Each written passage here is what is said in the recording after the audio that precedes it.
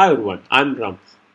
Monthly affiliate marketing மூலிமா $1000 $5,000 வரைக்கும் எப்படி ஏர்ன் பண்ணுறதுன்ற சேலஞ்சஸ் சீரீஸில் இருக்கும். இந்த சேலஞ்சஸ் சீரீஸில் நான் ஒரு 30 வீடியோ போடுறதா சொல்லியிருந்தேன். இது வரைக்கும் 17 வீடியோ பார்த்துட்டோம். இன்றைக்கி நம்ம பார்க்கக்கூடியது வீடியோ 18. இந்த வீடியோவில் நம்ம கான்டென்ட் ரைட்டிங் எழுதுறதுக்கு உள்ள டிப்ஸ் எல்லாம் பார்க்க போகிறோம். இந்த கான்டென்ட் ரைட்டிங் டிப்ஸை பார்க்கறதுக்கு முன்னாடி இதுக்கு ப்ரீவியஸ் வீடியோஸில் அஃபிலியேட் மார்க்கெட்டிங்னா என்னது, டொமைன்னா என்னது, ஹோஸ்டிங்னா என்னது, எது பெஸ்ட் ஹோஸ்டிங், எப்படி செலக்ட் பண்ணுறது, எப்படி வேர்ட் ப்ரெஸ் இன்ஸ்டால் பண்ணுறது, தீம் இன்ஸ்டாலேஷன், எப்படி வெப்சைட்டை டிசைன் பண்ணுறது, எப்படி ஒரு பிளாக் போஸ்ட் எழுதுறது, இதெல்லாம் நம்ம பார்த்துட்டோம். ஒரு அருமையான ஒரு ஆர்டிக்கல் எழுதுறதுக்கு சர்டன் டிப்ஸ் வேணும். அந்த டிப்ஸை பற்றி நம்ம இந்த வீடியோவில் பார்க்க போகிறோம். உங்கள் கான்டென்ட் ரைட்டிங்கோட ஃபர்ஸ்ட் டிப்ஸ் வந்துட்டு யூஸ் ஷார்ட் சென்டென்சஸ். அதாவது உங்களோட ஆர்டிக்கலை ஈச் அண்ட் எவ்ரி சென்டென்ஸும் ஒரு ஷார்ட்டான சென்டென்ஸாக வச்சுருங்க. அப்போ தான் வந்துட்டு கஸ்டமர்ஸ் வந்துட்டு அதை படிக்கிறதுக்கு ஈஸியாக இருக்கும்.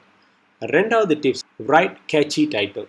ஸோ ஒரு டைட்டில் கொடுக்குறீங்கன்னா அது கேட்சியாக இருக்கிற மாதிரி வச்சுக்கோங்க. உதாரணத்துக்கு belly fat, how to lose belly fat, ஓகேங்களா? ஸோ இது வந்துட்டு ஒரு டைட்டில். பட் இதுவே வந்துட்டு ஒரு கேட்சியாக வைக்கணும்னு சொன்னாக்கா how to lose belly fat in a week. அதாவது ஒரு வாரத்தில் நம்ம எப்படி பெல்லி ஃபேட்டை நம்ம லூஸ் பண்ணுறதுன்றத சொல்கிறோம். ஸோ அப்போ இந்த மாதிரி ஒரு கேட்சியான ஒரு வேர்ட்ஸை வச்சிங்கன்னு சொன்னாக்கா அது அட்ராக்டிவாக இருக்கும். ஸோ ஆடியன்ஸுக்கு படிக்கிறதுக்கும் கொஞ்சம் இன்ட்ரெஸ்டிங்காக இருக்கும். இது டிப்ஸ் நம்பர் 2. இப்போ டிப்ஸ் நம்பர் 3, உங்களோட ஆர்டிக்கல் வந்துட்டு 1-to-1 கான்வர்சேஷனில் இருக்கணும். அதாவது உங்களோட ஆர்டிக்கல் ஒருமையில் இருக்கணும், பன்மையில் இருக்கக்கூடாது. அதாவது யூ, ஐ இந்த மாதிரி வேர்ட்ஸை யூஸ் பண்ணி நீங்கள் அந்த ஆர்டிக்கல் எழுதணும். Number 4, highlights of sentences. உதாரணத்துக்கு ஒரு பேராகிராஃபில் நீங்கள் உங்கள் கண்டென்ட் எழுதிட்டு இருக்கும்போது ஒரு சென்டென்ஸ் வந்துட்டு வெரி ஹைலைட்டாக இருக்குன்னு நினச்சிங்கன்னா அந்த சென்டென்ஸை கொஞ்சம் ஹைலைட் பண்ணி என்ஹான்ஸ் பண்ணி இல்லைன்னா போல்ட் பண்ணி காமிங்க. ஸோ அப்போ அந்த கீவேர்டு அவங்களுக்கு ஒரு கேட்சியான ஒரு கீவேர்டாக இருக்கும். ஸோ அது படிக்கிற மூலிமா அவங்களுக்கு வந்துட்டு இன்னும் படிக்கணும்னு தோணும். Tips number 5, use numbers in the title. முடிஞ்ச அளவுக்கு உங்கள் டைட்டிலில் வந்துட்டு நம்பர்ஸை யூஸ் பண்ணிங்கன்னா உங்களோட எஸ்இஓ கான்டென்ட் லெவல் வந்துட்டு இன்க்ரீஸ் ஆகணும். உதாரணத்துக்கு நீங்கள் ஒரு டைட்டில் எழுதுறீங்க, tips to increase metabolic rate, இந்த மாதிரி ஒரு டைட்டில் எழுதுறீங்க. ஸோ நம்பர்ஸ் யூஸ் பண்ணிங்கன்னா இன்னும் பெட்டராக இருக்கும். For example 7 best tips to increase metabolic rate. So இப்போ இந்த டைட்டிலில் பார்த்தீங்கன்னு சொன்னாக்கா நம்பர்ஸ் வந்துருச்சு. ஸோ ஒன்று இது வந்துட்டு எஸ்இஓக்கு இம்பார்ட்டண்ட்டாக இருக்கும். ரெண்டாவது படிக்கிற ஆளுங்களுக்கும் கொஞ்சம் கேட்சியாக இருக்கும். Tips number 6, use simple English language.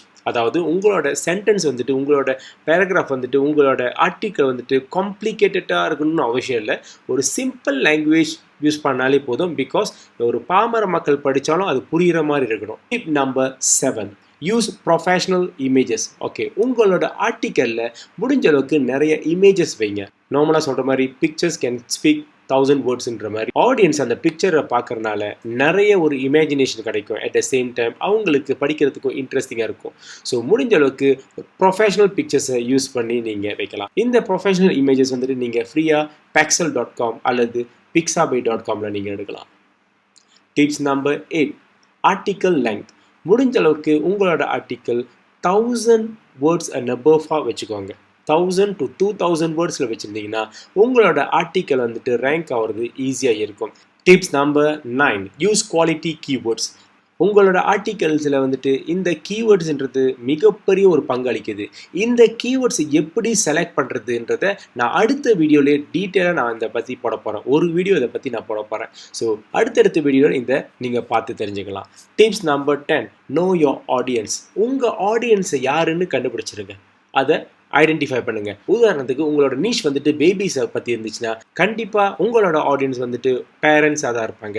So அப்போ பேரண்ட்ஸ் கிட்ட உள்ள என்ன விஷயத்தை நீங்கள் கொண்டு போகணுன்றது உங்களுக்கு கண்டிப்பாக தெரிஞ்சிருக்கணும். டிப்ஸ் நம்பர் 11, உங்களோட ஆர்டிக்கல் ஃபுல்லாக எழுதிட்ட பிறகு கண்டிப்பாக ஒரு கால் டு ஆக்ஷன் எங்கே வைக்கணும், எப்படி வைக்கணுன்றதை நீங்கள் தெரிஞ்சிருக்கணும். நீங்கள் இந்த பிளாக் போஸ்ட் செய்கிறதே வந்துட்டு உங்களோட அஃபிலியேட் மார்க்கெட்டிங் மூலிமா உங்களுக்கு இன்கம் ஏர்ன் பண்ணுறதுக்கு தான். ஆக நீங்கள் வெறும் ஒரு ஆர்டிக்கல் மட்டும் எழுதிட்டு எந்த ஒரு கால் டு ஆக்ஷன் வைக்கணும்னு சொன்னாக்கா நீங்கள் செஞ்ச வேலைக்கு வந்துட்டு பயனே இல்லாமல் போயிடும். ஆக கரெக்டான இடத்துல உங்களோட அஃபிலியேட் லிங்க்கை வந்துட்டு அட்டாச் பண்ணி அதை கிளிக் பண்ணாங்கன்னா உங்களுக்கு சேல்ஸ் நடக்கிற மாதிரி பாருங்கள்.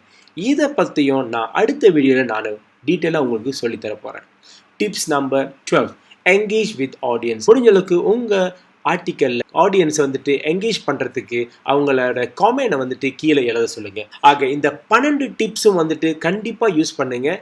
ஒரு ப்ரொஃபஷ்னல் கான்டென்ட் ரைட்டராக உங்களாலையும் ஆக முடியும். சில பேர்த்துக்கு இந்த கான்டென்ட் ரைட்டிங்கில் ஒரு மிகப்பெரிய ஒரு பிரச்சனை இருக்குது. அவங்களோட கேள்வியில் என்னென்னு சொன்னாக்கா, அவங்க இங்கிலீஷ் வந்துட்டு குட்டாக இருக்காது. ஸோ அவங்க வந்துட்டு நார்மலி வந்துட்டு ஸ்பெல்லிங் மிஸ்டேக் பண்ணுவாங்க, அல்லது வந்துட்டு கிராமர் மிஸ்டேக் பண்ணுவாங்க. இந்த மாதிரிலாம் நிறைய பேர் யோசிப்பாங்க. ப்ராப்ளம்னா நீங்கள் ஃபேஸ் பண்ணுறீங்கன்னு சொன்னாக்கா, அடுத்த வீடியோவில் உங்களுக்கு இந்த ப்ராப்ளமை எப்படி சால்வ் பண்ணி ஒரு குட் ஆர்டிக்கலை வந்துட்டு உங்களால் ப்ரொடியூஸ் பண்ணுற முடியுன்றதை நான் சொல்லித்தர போகிறேன். ஃபர்ஸ்ட் டைம் என் வீடியோ பார்க்குறவங்க கண்டிப்பாக என் சேனலை சப்ஸ்கிரைப் பண்ணிடுங்க. அப்படியே அந்த பெல் நோட்டிஃபிகேஷனும் கிளிக் பண்ணிடுங்க. அப்போ தான் உங்களுக்கு ஒவ்வொரு வீடியோஸும் நோட்டிஃபை ஆகும். மற்றும் ஃபர்ஸ்ட் டைம் இந்த வீடியோ பார்க்குறவங்க முடிஞ்ச அளவுக்கு பிளேலிஸ்ட்டில் செக் பண்ணி அஃபிலியேட் மார்க்கெட்டிங்கிற ஃபுல் கோர்ஸ் நீங்கள் பாருங்கள். இதில் நான் ஒரு 30 வீடியோ போடுறேன். இந்த 30 வீடியோவும் நான் உங்களுக்கு ஃப்ரீயாக கொடுக்குறேன். எந்த ஒரு சார்ஜஸ் இல்லாமல் நீங்கள் ஒரு 30 வீடியோ முடிச்சிங்கன்னு சொன்னாக்கா கண்டிப்பாக உங்களாலையும் அஃபிலியேட் மார்க்கெட்டிங் மூலிமா $1000 to $5000 ஏர்ன் பண்ண ஆரம்பிச்சிருவீங்க. முடிஞ்ச அளவுக்கு இந்த வீடியோஸை மேக்ஸிமம் ஷேர் பண்ணுங்கள். மற்றவங்களும் இதனால் பயனடைவாங்கன்றதை நம்புகிறேன். அடுத்தடுத்த வீடியோவில் பார்ப்போம். அது வரைக்கும் பாய்.